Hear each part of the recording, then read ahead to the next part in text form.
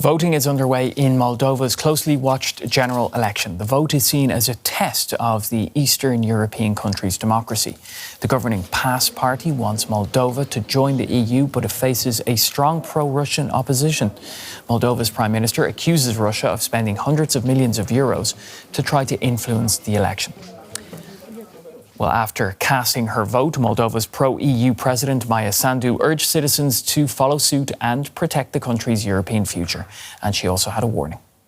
If Moldovans will not mobilize enough, and if Russia's interference will impact significantly our elections, then Moldova might lose everything it has won, and this could create significant risks also for other countries like Ukraine, but also the EU countries in the region. DW's Rosie Burchard is near the pro-Russian breakaway region of Transnistria in eastern Moldova, and I asked her a little earlier if she was seeing much movement of people there. So we are just near the border of Transnistria, and what we're seeing is that people from that separatist territory are driving across and queuing up behind me. When we arrived, the queue had stalled. Officials inside told us there was a server issue, but we spoke to one gentleman in the queue who was sure that he felt that officials were trying to stop him from voting. Now, voting has resumed, but I think that just gives you a sense of the lack of trust that some Transnistrians feel when it comes to the pro-Western government based in Chisinau and the authorities. There's definitely a difference in mood and the kind of things people will say to you depending on where you are in this country. Now, Transnistria serves as a base for Russian forces. How do you organise free and fair elections there when there are Russian troops on your territory?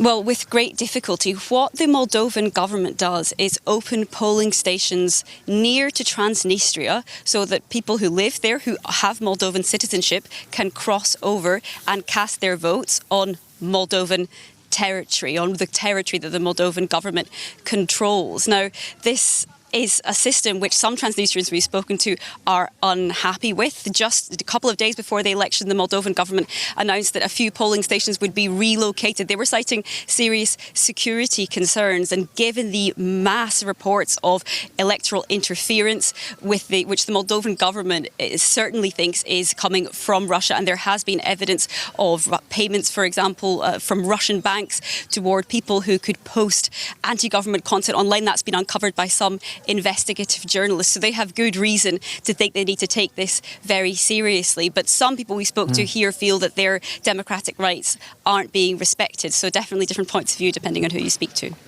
Absolutely. Well, finally, what's your impression, Rosie? Have the pro-EU parties done enough to offer a convincing option for people in Moldova compared to the pro-Russian alliance?